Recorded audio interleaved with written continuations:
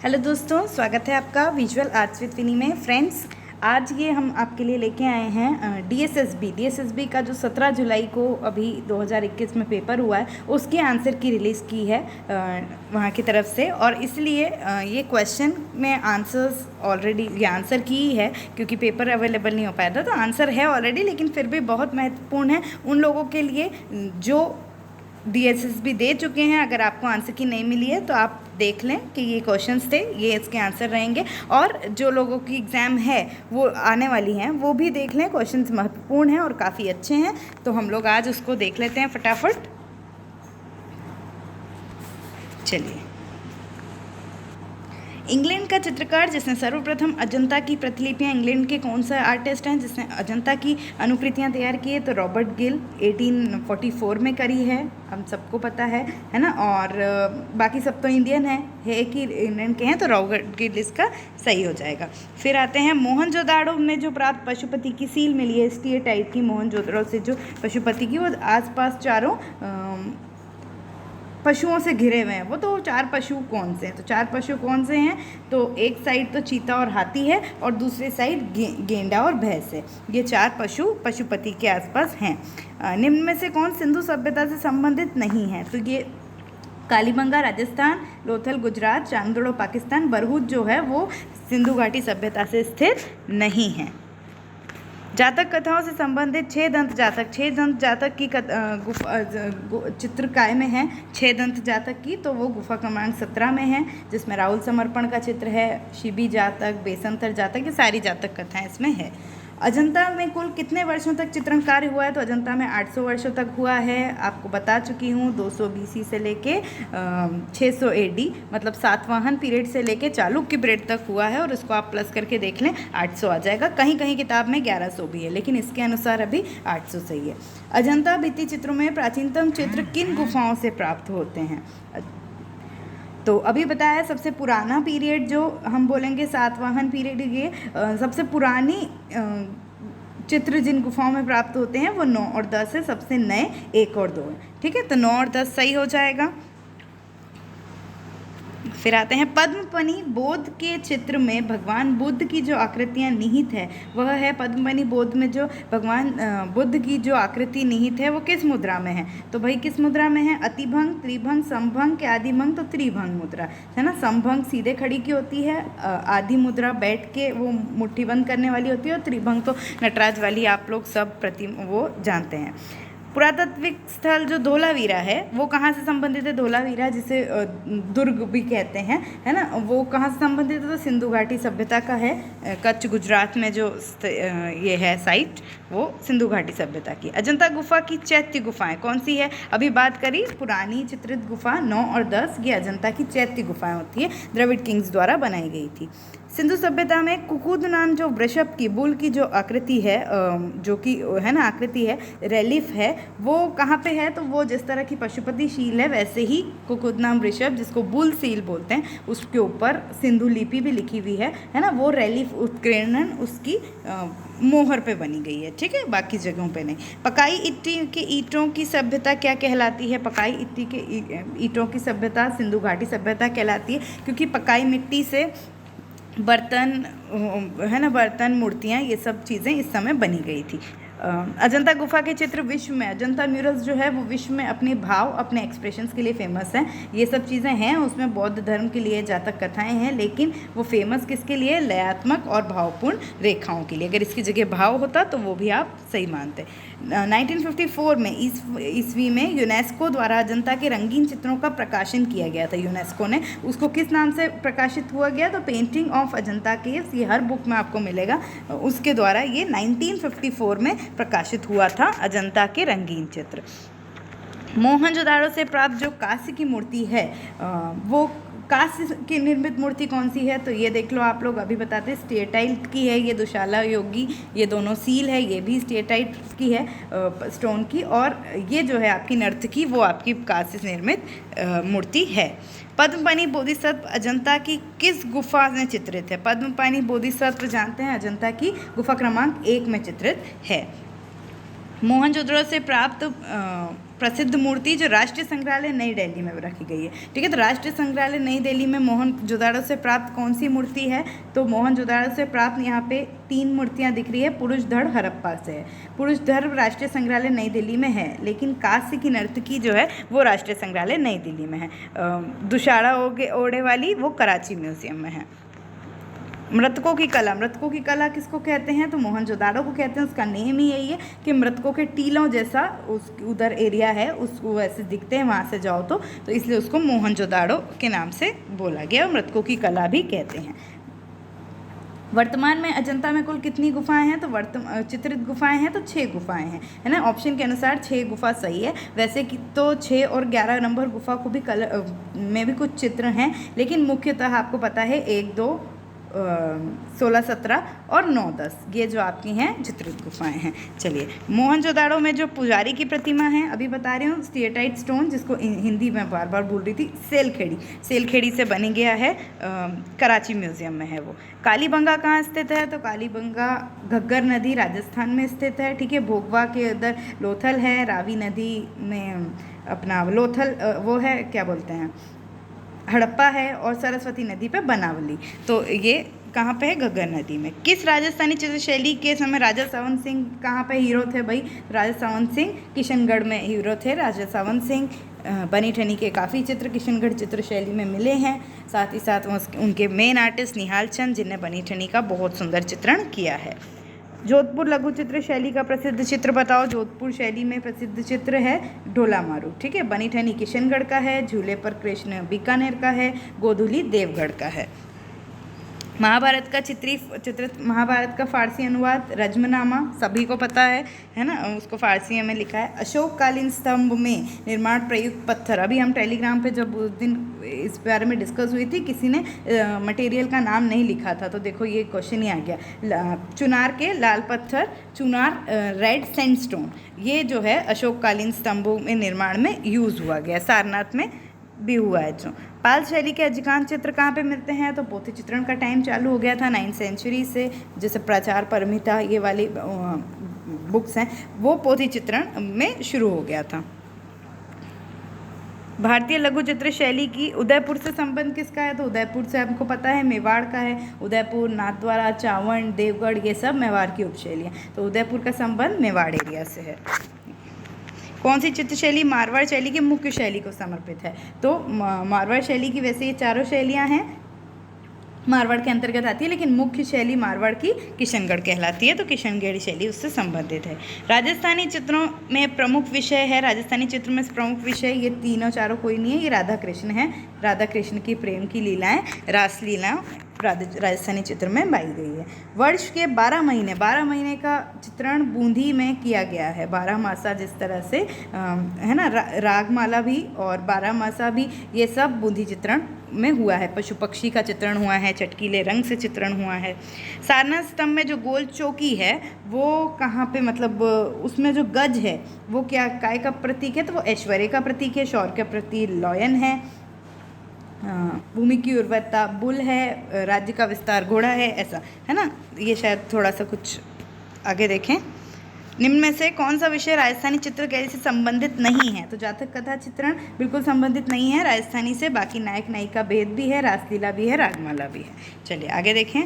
मौर्यकालीन कला को उच्चतम स्तर पर ले जाने का श्रेय किसको जाता है? तो मौर्य पीरियड का जो आर्ट मतलब कला है उसमें सम्राट अशोक को जाता है, क्योंकि उनने बहुत सारे स्तूप, स्तंभ, गुफा चित्रण, राजमहल ये सब का निर्माण करवाया है, इसलिए उसकी कला को वो बहुत उत्कृष्ट कार्य पे सम्राट अशोक लेके गए थे। भारत इतिहास की संस्कृति का पुनरुत्थान काल किसका है? 15वीं शताब्दी में भारत इतिहास में सांस्कृतिक पुनरुत्थान काल माना जाता है। बेसिकली 18-19 सेंचुरी को माना जाता है, लेकिन कहीं ऐसा भी कहा गया है कि 15वीं शताब्दी में माना जाता है। ठीक है, तो इसलिए इन सब में 15वीं शताब्दी इज ओके।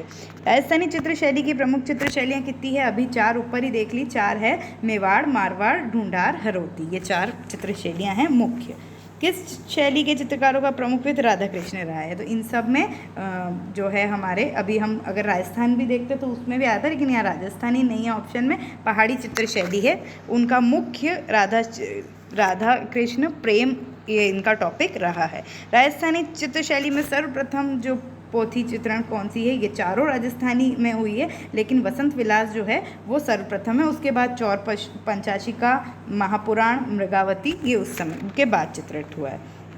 जयपुर शैली राजस्थानी शैली की किस शैली की उपशैली है? तो जयपुर शैली किस चारों में से किसके अंदर आती है? ढूंढार के अंदर आती है।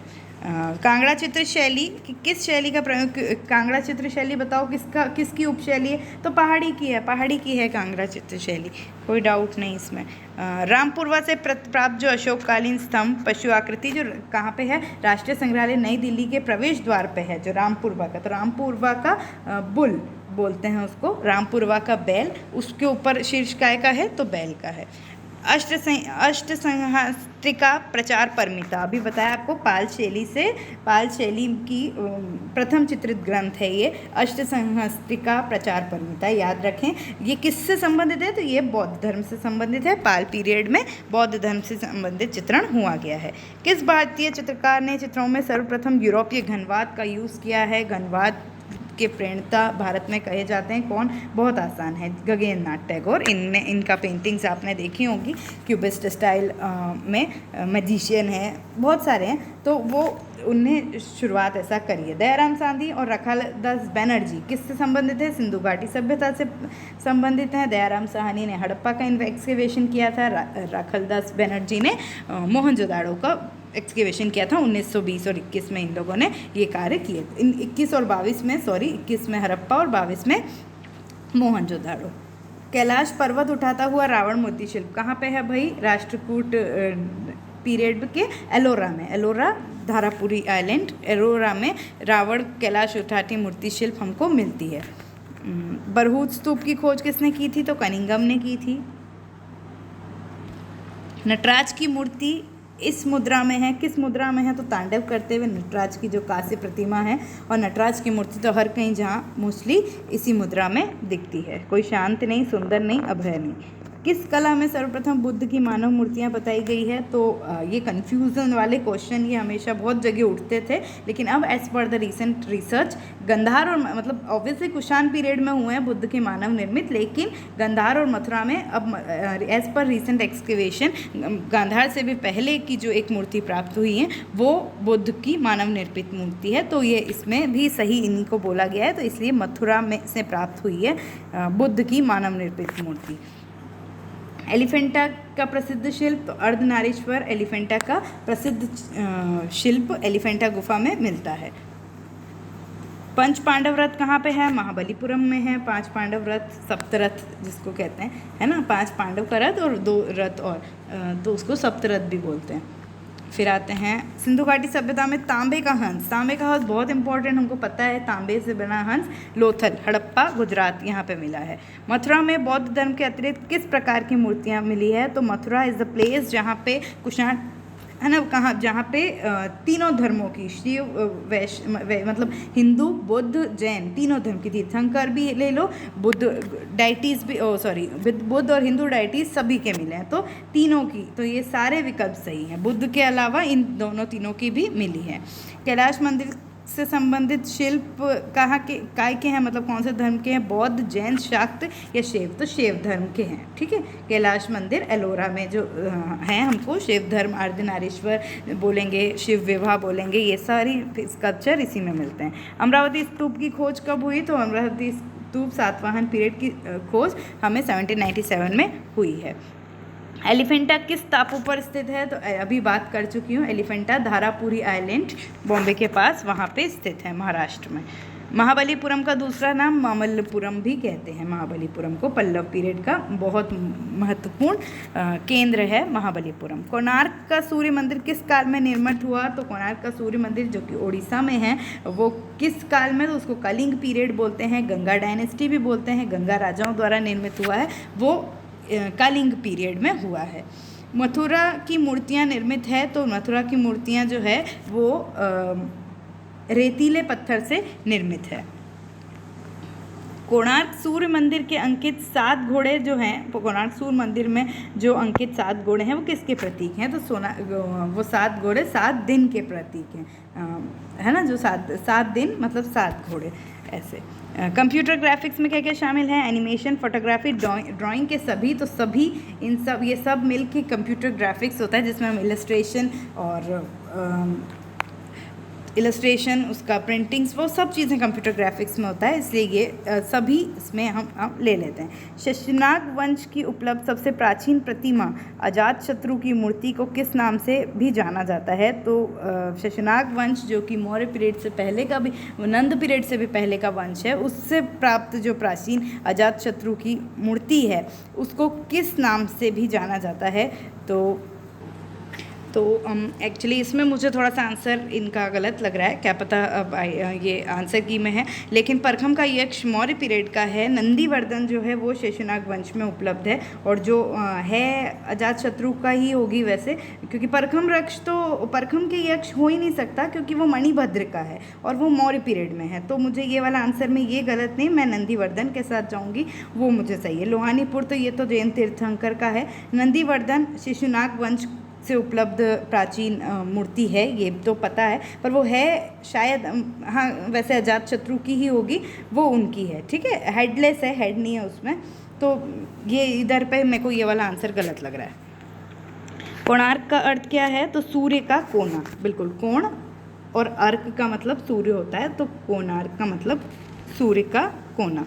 धीमान और वित्तपल धीमान और वित्तपल पाल शैली के मुख्य कलाकार थे। कांगड़ा चित्र के संरक्षक कौन हैं? अभी ऊपर बात कर चुकी है, शायद बोलना भूल गई होंगी। संसार चंद, राजा संसार चंद ने कांगड़ा चित्र शैली को संरक्षण दिया था, वैसे ही जैसे कि सावंत सिंह ने किशनगढ़ चित्र शैली को दिया था। दक्षिण से प्राप्त कांस्य मूर्ति, तो भाई दक्षिण से प्राप्त कौन सी? नटराज की कांस्य मूर्ति, चोल पीरियड। प्रसिद्ध बाथ चित्र का कौन है चित्रकार? मंसूर है बाथ चित्रकार जहांगीर पीरियड में। जैन शैली से चित्र किससे संबंधित रहते हैं? तो जैन शैली हीनयान, महायान, बौद्ध, वैष्णव तो वैष्णव सेक्ट से के होंगे, शिव तो शिव सेक्ट, श्वेतांबर, दिगंबर, ये जैन शैली के चित्र इससे संबंधित होते हैं। महाबलीपुरम गुफा मंदिर श्रेष्ठ कला स्थान के रूप में स्थित है, तो महाबलीपुरम अभी ऊपर बता चुके हैं कौन से पीरियड में है? पल्लव पीरियड में है, पल्लव पीरियड का सेंटर है मेन, महाबलीपुरम, ममल्लपुरम भी बोलते हैं। निम्न में से क्या तमिलनाडु राज्य के कृष्णी तट पर स्थित है? तमिलनाडु के कृष्णा कावेरी के तट पर जो स्थित है वो है सीतनवसल की गुफाएं। पशु पक्षी चित्रांकन किस मुगल शासक? तो जहांगीर प्रकृति प्रेमी थे और उन्हीं के शासक में पशु पक्षी का काफ़ी, फूल पत्ती का काफ़ी चित्रण हुआ है। मंसूर मेन आर्टिस्ट हैं उनके टाइम के। निम्न में से कौन सी गुफा एक जैन मंदिर है? तो सीतनवसल गुफा जैन पेंटिंग्स का बोलते हैं, पहले की जैन पेंटिंग्स के एक्सकेवेशन सीतनवसल गुफा में हमें मिलते हैं, जो कि तमिलनाडु क्षेत्र में है, कावेरी नदी के स्थित, अभी ऊपर बात हो चुकी है। कावेरी एक्चुअली क्लियर नहीं होता है कावेरी कृष्ण का कौन सी उसमें है ना, ये बहुत, किसी बुक में कावेरी है, किसी में कृष्ण है। भारतीय पुनर्जागरण काल में प्रेरणता, भारतीय पुनर्जागरण काल जो अभी अपन बता रहे थे, बात कर रहे थे, उसके प्रेरणता कौन है? अवनींद्रनाथ टैगोर जी हैं विथ E.V. हेवल, उनने शुरुआत की थी। कौन काकानी के नाम से जाना जाता है? निम्नलिखित में से कौन काकानी के नाम से जाना जाता है? तो सांची को का नाम काकन्य भी है। इंडो ग्रीक कला से प्रभावित मूर्तिशिला सब जानते हैं, गंधार पीरियड को में ग्रीक प्रभाव है और इसलिए उसे इंडो ग्रीक कला कहा जाता है, गंधार, जो कि कुषाण पीरियड के अंदर आती है। शाहनामा किस समय लिखा, मतलब चित्रित ग्रंथ था, किसके पीरियड में? तो एक्चुअली इसका स्टार्टिंग तो हुमायूं पीरियड में हुआ था, लेकिन जो उसका चित्रण कार्य हुआ ये अकबर के समय हुआ था, तो इसका अकबरकालीन, राइट। गंधार शैली में बोधिसत्व का, गंधार पीरियड अभी बात करी अपन ने, ग्रीक इफेक्ट उसमें रहता है, तो उसमें जो बोधिसत्वों का अंकन है वो किस प्रकार से किया गया है? तो किस प्रकार से किया गया? राजाओं की तरह, वो भी रोम यूनानी राजाओं की तरह बुद्ध को चित्रण किया गया है, उनकी माउस्टेक्स, दाढ़ी, मूछे और कर्ली बाल, इनके साथ उनको चित्रण किया गया है गंधार शैली में, ठीक है, एक राजा के समान, उनकी वेशभूषा भी रोमन राजाओं के जैसी दिखी है मूर्ति में। अमरावती का प्राचीन नेम क्या है? तो धान्या कटक अमरावती का प्राचीन नेम, पुराना नाम है।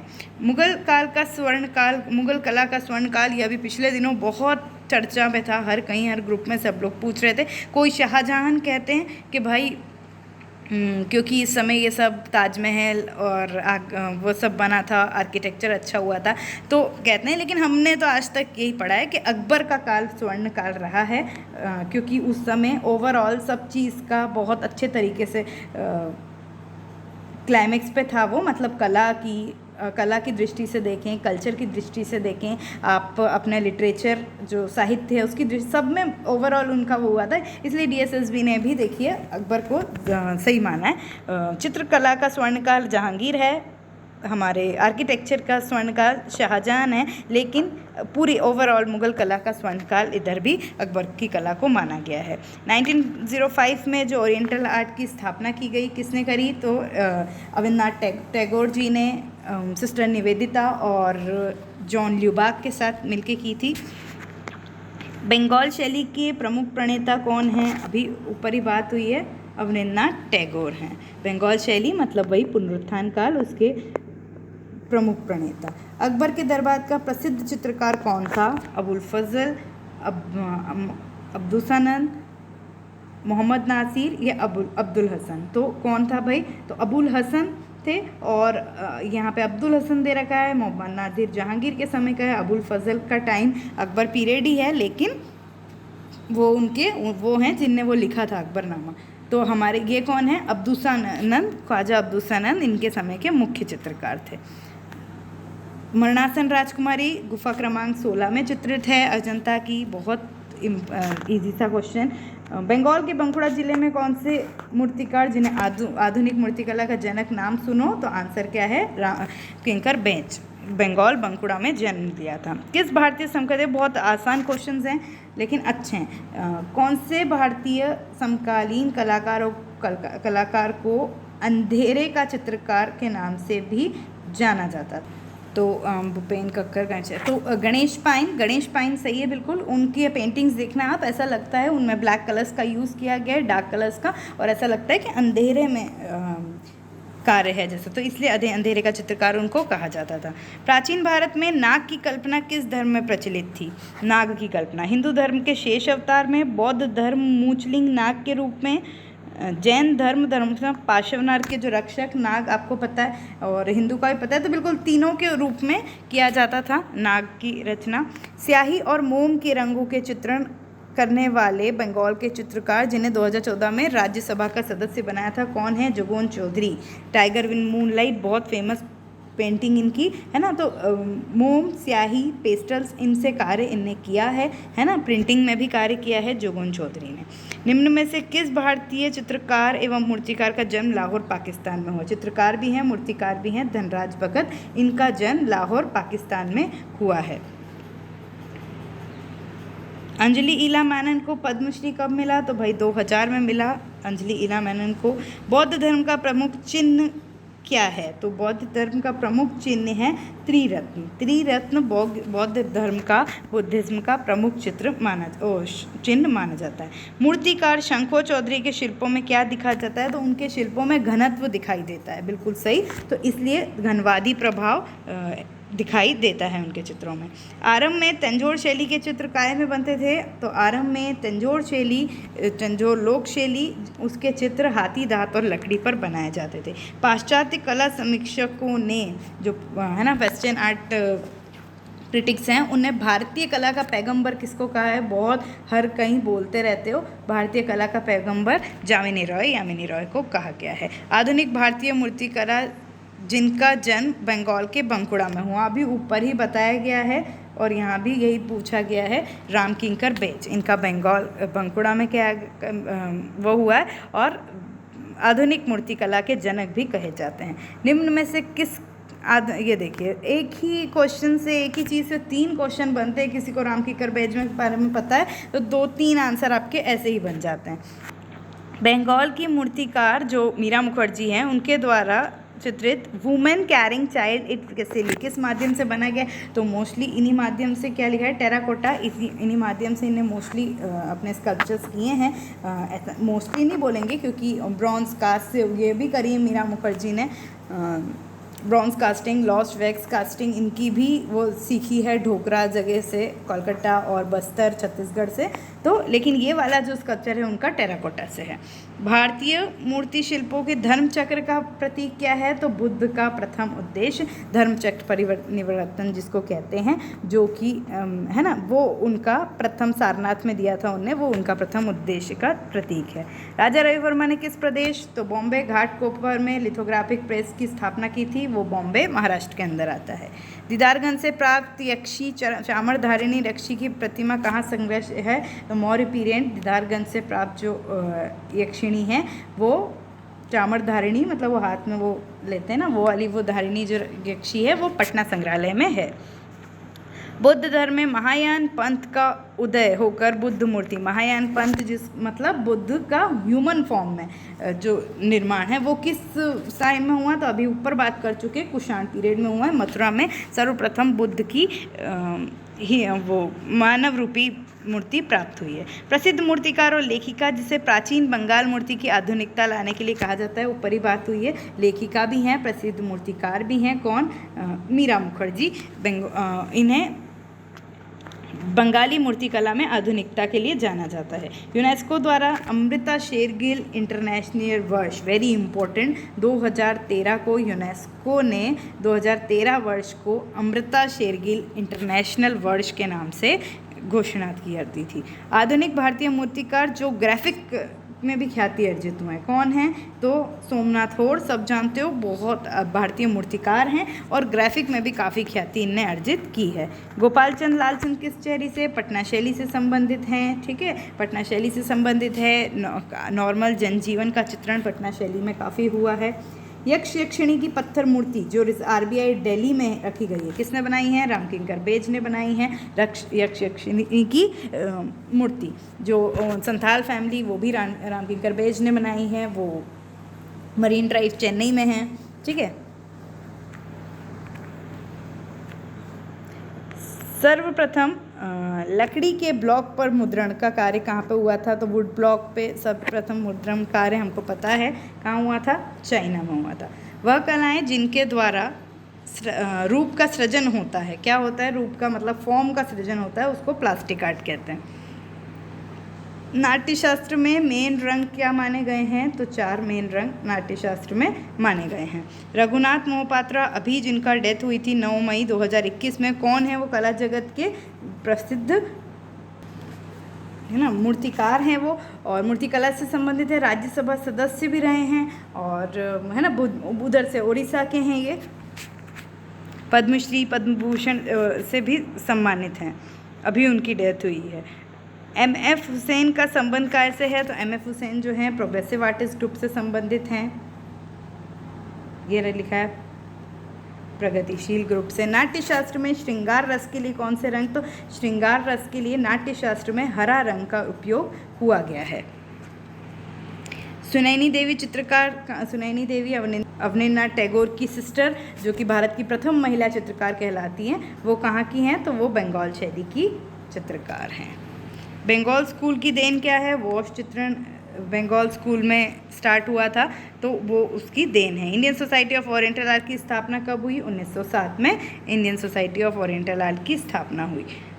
लिखित संदेश चिन्ह चित्रण, देखो चिन्ह मतलब सिंबल, चित्र और मुद्रण प्रिंट को सम्मिलित करने वाली एक कला गतिविधि जिसका उद्देश्य संदेश देना कहलाती है। क्या है? इन सब चीज़ों को एक साथ हम ग्राफिक डिज़ाइन की मदद से करते हैं।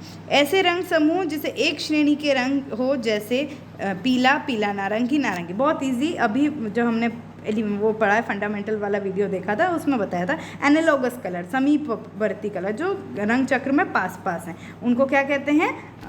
एक श्रेणी में आते हैं, उनको कहते हैं समीपवर्ती रंग। जो रेखा अपनी दिशा बार बार बदलती रहती है उसको कहते हैं वक्र रेखा, कर्व्ड रेखा जिसको कहेंगे, है ना, वो अपनी दिशा बार बार बदलती रहती है, एक दिशा में नहीं रहती। किसी भी ग्राफिक डिज़ाइन में उपभोक्ता को आकर्षित करने वाला महत्वपूर्ण तत्व है, कोई भी ग्राफिक डिज़ाइन है मतलब जो इन सब चीज़ों का कॉम्बिनेशन रहता है ना, चित्र है, वो टेक्स्ट है और फ़ॉन्ट्स हैं, इन सब फ़ॉन्ट्स है और संदेश हैं, इन सब चीज़ों को प्रिंट है, सबको एक कॉम्बाइन करने वाली चीज़ ग्राफिक डिज़ाइन कहलाती है। तो लेकिन कौन सी चीज़ उपभोक्ता को सबसे ज़्यादा आकर्षित करती है, तो वो होता है चित्र। आयताकार आकृतियाँ, इस तरह की जो रेक्टेंगल आकृतियाँ हैं वो किसका प्रतीक है? अभी लास्ट टाइम अपन ने बात करी उस वीडियो में, स्थिरता और एकता, कि एक स्टेबिलिटी है और एकता है, कैसे चारों एक साथ जुड़े हुए हैं। फ्रेस्को सेको बता दो। फ्रेस्को सेको जो म्यूरल की टेक्निक है उसमें क्या पे होता है, तो एस सेको, एस से सूखा याद रखो, और सूखी सतह पे भित्ति का अंतिम चित्र है ना, अंतिम सूखी सतह होती है। बौद्ध युगीन कलाओं का प्रामाणिक एवं विस्तृत इतिहास कहाँ मिलता है, तो ललित विस्तर में बुद्ध के टाइम का प्रामाणिक विस्तार मिलता है। किसी भी वर्ण को कितने भेद होते हैं? कोई भी वर्ण है वो है उसके कितने भेद होते हैं? 3 भेद होते हैं, प्राइमरी, सेकेंडरी, टर्शरी।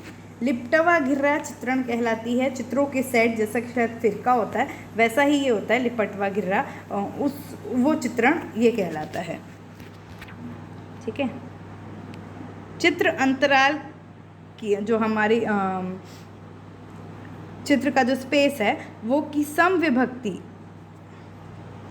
समविभक्ति मतलब सिमेट्रिक डिवीजन, वही जो बताया है ना, इक्वल डिवीजन। वो क्या दर्शाता है, तो वो देखो, उत्तेजना प्रकृति नहीं, संघेष उत्तेजना नहीं, क्रियाशीलता सृजन नहीं। अब इसका इंग्लिश एकदम तुरंत तो नहीं बता पाऊंगी, लेकिन आप खुद समझदार है। संतुलन, बैलेंस, एकता, यूनिटी, शक्ति, स्ट्रेंथ। अगर कोई भी आपका स्पेस इक्वल अच्छे से डिवाइड होगा तो ये आपकी ये चीज़ें, ये इफ़ेक्ट्स दिखाएंगे।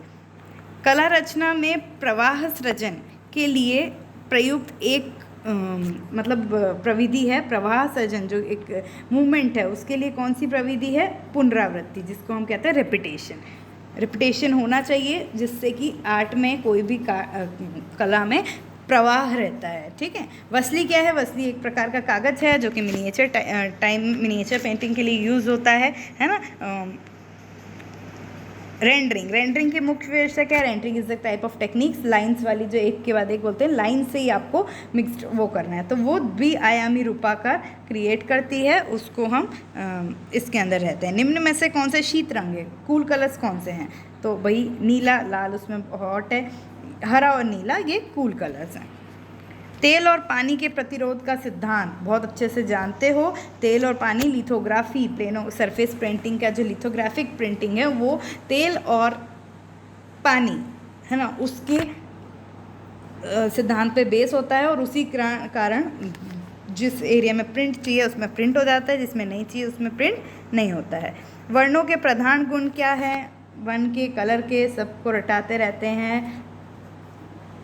रंगत, बल, सघनता, ह्यू, वैल्यू, क्रोमा, ये तीनों इनकी क्वालिटी है, मेन गुण है। विष्णु धर्मोत्तर पुराण में चित्रकला के कितने अध्याय हैं? चित्रसूत्र में कितने अध्याय हैं? विष्णु धर्मोत्तर पुराण में जो चित्रसूत्र है वो कितने अध्याय हैं? टोटल 9 अध्याय हैं उसमें। ठीक है। 35 से कितना होगा? 43, हाँ 35, 5, 6, 7, 8, 43 तक है चित्रसूत्र के। तीसरे नंबर खंड में होता है विष्णु धर्मोत्तर के। पोत 3 प्रकार के होते हैं। प्रथम प्राथमिक, अभी आपको ये वाली बात भी हमने अभी अपन लोगों ने ये सब एलिमेंट्स में डिस्कस किया, इसलिए बोल रही हूँ ये चीज़ें बहुत इंपॉर्टेंट तरीके से आप लोग को पढ़नी है। कौन सा? प्राकृतिक पोत, टेक्सचर जो प्राकृतिक होता है, नेचुरल, सृजित जो आर्टिफिशियल पोत, और तीसरा कौन सा होता है? अनुकृत पोत, जिसके द्वारा कलाकार भ्रम उत्पन्न करता है। ठीक है। क्रिएटिव भी कहते हैं जिसको, ये वाला पोत। अनौपचारिक संतुलन है। अनौपचारिक संतुलन क्या है? अधिक आकर्षण केंद्र के पास तथा निर्बल आकर्षण केंद्र से दूर हो, ये आपका एक अनौपचारिक है। मतलब जिसमें जिसमें आकर्षण ज़्यादा होना चाहिए वो केंद्र के पास होना चाहिए और निर्बल होना चाहिए, और आकर्षण केंद्र है ना, निर्बल आकर्षण केंद्र है वो दूर होना चाहिए, ये अनौपचारिक संतुलन है। सम्रांगण सूत्रधार में चित्र अंतराल जो हमारा स्पेस है उसको सम्रांगण सूत्रधार में भूमि बंधन कहते हैं। ये क्वेश्चन आ चुका है, ये भी पहले भी। चित्र संयोजन में वर्ण संतुलन करने की एक प्रविधि, वर्ण संतुलन मतलब कलर को बैलेंस करने की एक वो होती है लॉ ऑफ एरियाज, क्षेत्रफल नियम, उसके द्वारा हम कलर्स को बैलेंस कर सकते हैं। रचना विधान के अनुसार नागरम चित्रण है।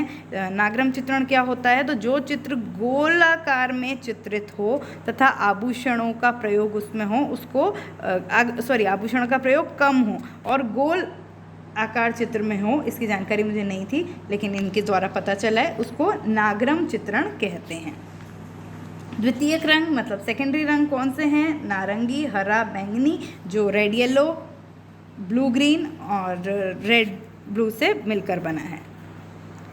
भारतीय भित्ति चित्रकला में रेखाओं द्वारा अपने अनुभव, लघुता, बल, अलंकरण एवं कलात्मक अभिरुचि के एक साथ प्रदर्शन हुआ है। किसमें हुआ है? तो अजंता में हुआ है। सामंजस्य कला सृजन का वह सिद्धांत है, सामंजस्य जिसको हम क्या कहते हैं? हार्मनी। वो क्या सिद्धांत है? कला तत्वों के निरर्थक विकर्षण से बचाव करते हैं, है ना। मतलब जो आर्ट एलिमेंट्स हैं जो छयों रहते हैं उनके अलग विकर्षण से वो बचाव करते हैं। सैंधव सभ्यता से प्राप्त पात्र पर चित्रकारी प्रधानतः किस रंग से की गई है? तो प्रधानतः काले रंगों से चित्रकारी इंडस वैली में की गई है। 2D अंकन के संदर्भ में कौन सा कथन सत्य है? 2 डायमेंशन हम कहेंगे तो रेखीय परिप्रेक्ष्य, लीनियर पर्सपेक्टिव, 3D डायमेंशन के उससे होता है। रूप, रंग और पोत की स्वाभाविकता, पोत टेक्सचर, रंग और रूप, इनकी स्वाभाविकता, रूप और रंग का साधारणीकरण, उससे आप 2D के संदर्भ में कह सकते हैं। छाया प्रकाश भी 3D क्रिएट करता है, ठीक है। तो थर्ड आंसर सही हो जाएगा। चलिए आगे देखें। स्वर्णिम विभाजन सिद्धांत जो गोल्डन रेशियो कहते हैं, जिसको बहुत आसान उसमें पढ़ें, कहाँ से चालू हुआ? तो यूनान ग्रीक से चालू हुआ है, ठीक है। पीले का विरोधी रंग बैंगनी रंग, आसानी सी चीज़ है, ठीक है। कॉन्सेप्चुअल आर्ट के बारे में निम्नलिखित में से कौन सा कथन सत्य है? इसमें प्रक्रिया महत्वपूर्ण है, जो प्रोसेस है वो महत्वपूर्ण है। यह इंद्रियों के स्थान पर मस्तिष्क को प्रभाव करे। कॉन्सेप्चुअल आर्ट समझ जाओ आप। यह पारंपरिक कला माध्यमों का उपयोग नहीं करते, जो पुराने पारंपरिक हैं वो नहीं, वो नए को लेके करते हैं ना। मैंने अभी आर्ट मूवमेंट्स में बताया था कॉन्सेप्चुअल, तो ये सभी विकल्प कॉन्सेप्चुअल आर्ट के बारे में बिल्कुल सही है। चलिए आगे देखें। प्रगतिशील समूह गोवा में जो सूजा हैं, सूजा का जन्म स्थान क्या है? गोवा है। कला एक मानवीय चेष्टा है जिसे एक मनुष्य अपनी अनुभूतियों की श्रेष्ठता प्ररूप कुछ संकेतों के द्वारा दूसरों पर प्रकट करता है, एक्सप्रेस करता है, जिसके द्वारा व्यक्ति प्रभावित हो, उन्हें अनुभवों की अनुभूति करे। ये कथन किसका है? तो टॉल्स्टॉय का। टॉल्स्टॉय ने कहा था, है ना, action through action it is an expression. आकृति मूलक प्रसिद्ध कलाकार जो चित्रकला के अतिरिक्त मूर्तिकार और भित्ति चित्रकार भी हैं। कौन आकृति मूलक हैं? प्रसिद्ध चित्रकार ए रामचंद्रन, ययाति जिनका वो है, म्यूरलिस्ट भी हैं, मूर्तिकार भी हैं। रविन्द्रनाथ ठाकुर ने शांति निकेतन में कला भवन की स्थापना करी, कब करी? 1990 में। चित्रकार राम कुमार जी को भारत सरकार से 1971 में कौन सा पद्मश्री मिला था? राम कुमार को, सही है। क्लासिकल इंडियन स्कल्पचर बुक किसने लिखी है? तो ये चिंतामणि कर द्वारा लिखी गई है, बिल्कुल सही, इन्हें किताबें लिखी है। इंडियन मेटल स्कल्पचर ये भी एक इनकी बुक है ना, चिंतामणि कर की। चलिए, सुप्रसिद्ध जहांगीर आर्ट गैलरी कहाँ पे है? भाई बता दो। जहांगीर आर्ट गैलरी तो सबको पता है,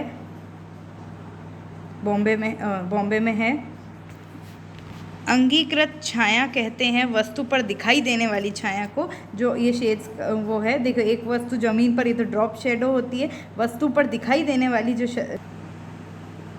ठीक है। केकेहबर का जन्म कर्नाटक में हुआ था, मुंबई के प्रसिद्ध चित्र। तंत्र कला के प्रणेता कौन? बहुत बढ़िया क्वेश्चन। देखो अभी मैं भी होती तो मैं भी इसमें GR संतोष करती। देखिए इसलिए हर एग्जाम में कुछ 2-4 क्वेश्चन ऐसे आ जाते हैं जो हम भी नहीं कह सकते कि क्या है। मेरे नोट्स में भी लिखा हुआ है कि इसके प्रणेता तंत्र कला के गुलाम राहुल संतोष हैं, लेकिन KCS पन्नीकर क्योंकि शायद इनके सीनियर है इसलिए उनको कला के प्रणेता, उनने भी तांत्रिक कला में काम किया। लेकिन मेरा सोचना तो ये है कि उनने बाद में किया था, मतलब उनने कोई स्टार्टिंग से वो तंत्र कला में नहीं कार्य करने लगे थे, लेकिन इन्हें ये सही माना है तो ठीक है, यही सही।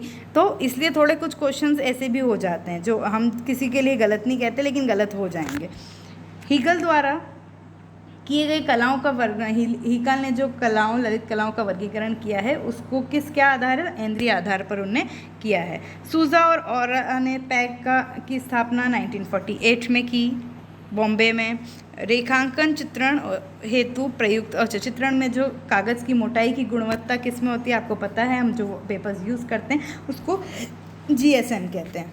निम्नलिखित में से कौन अनुपयोगी वस्तु जैसे मेटल की टूटी जालियां, बोतल, फटे कपड़े, ये सब हिम्मत शाह अभी कल ही पढ़ रही थी कुछ इनके बारे में, हिम्मत शाह ने इन सब ऐसा वेस्टेज चीज़ों का भी यूज़ किया है अपने स्कल्पचर में। बहुत अच्छे स्कल्पचर्स बनाए हैं, कुछ नाम नहीं है उनके, मोस्टली अनटाइटल्ड हैं इसलिए शेयर नहीं कर सकती। एक आध म्यूरल बनाया शायद, और बाकी नाम नहीं है उनका, अनटाइटल्ड है, लेकिन आप देखोगे तो समझ आएगा कि इन सब चीज़ों का उपयोग बहुत अच्छे तरीके से उन्होंने किया है। किस भारतीय चित्रकार को रंगों का सम्राट, अरे इतने हर सोशल मीडिया पे ये क्वेश्चन आ चुका है, मैं तो समझूंगी मतलब हर ग्रुप में और सिर्फ में सबको पता है ये तो क्या, अब्दुल रहमत चुगताई इनको रंगों का सम्राट कहा गया है।